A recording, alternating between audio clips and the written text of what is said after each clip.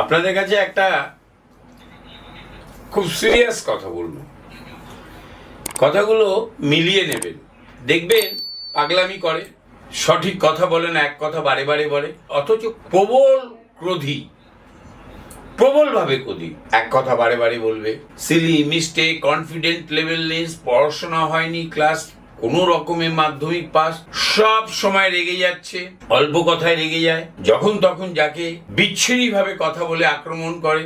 যদিও বা তাদের স্টেজ আক্রমণের স্টেজ নয়, সেই লেভেলে যা পৌঁছতে পারে না, তারা আক্রমণ করতে গেলে একটা লেভেল চাই। আপনি অলওয়েজ দেখবেন তাদের লগ্নে, তা না হলে লগ্নের সমসপ্তমে, বেশিরভাগ দেখা যায় লগ্নের সমসপ্তমে রবিকে, এবং সেটা যদি মঙ্গলের নক্ষত্র তাহলে তো হবেই এটা। আর লগ্নকে দেখা গেল রাহু বা কেতুর নক্ষত্র পেল, বিরাট ভাবে হয়। বা মঙ্গলের ঘরে রবি রয়েছে, বা রবি মঙ্গলের নক্ষত্রে রয়েছে, মেষ লগ্ন, রবি মঙ্গলের নক্ষত্র, এবং বুধকে দেখা যাচ্ছে অষ্টমে শনির ঘরে, এদের পড়াশোনা হয় খুব কম, রেয়ার হয়ে যেতে পারে। ভগবান সবাইকে তো আশীর্বাদ করে, হয়তো আশীর্বাদ করেছে, হয়ে গিয়েছে। অ্যাস্ট্রোলজিক্যালি যদি ফর্মুলা দেখেন, অ্যাস্ট্রোলজিক্যালি যদি নিয়ম দেখেন, রাহুর দশা চলবে, সেই সময় পড়াশোনা হবে না।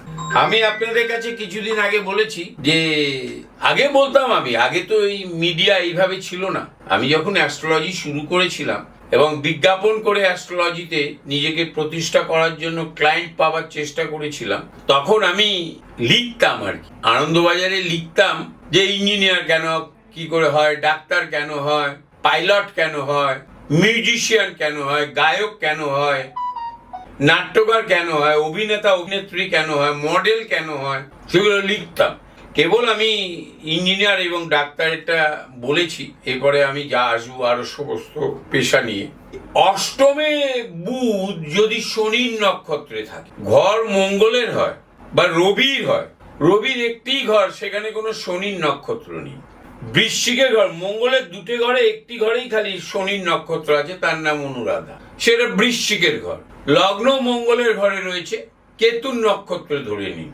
লগ্নের সমসপ্তমে তুলার ঘরে আছে রবি, মঙ্গলের নক্ষত্রে বা রাহুর নক্ষত্রে ধরে নিন। চিত্রা বা সাথীতে আছে, বিশাখায় নেই। অষ্টমে বুধ বসে আছে শনির নক্ষত্রে, অনুরাধা নক্ষত্রে, পড়াশোনা হবে না, কনফার্মেশন। ভগবান অনেক সময় দেখা যায় ট্রানজিটে করিয়ে দিয়ে চলে গেছে পড়াশোনা, সাধারণত হয় না, বা ঈশ্বর আশীর্বাদ করেছে।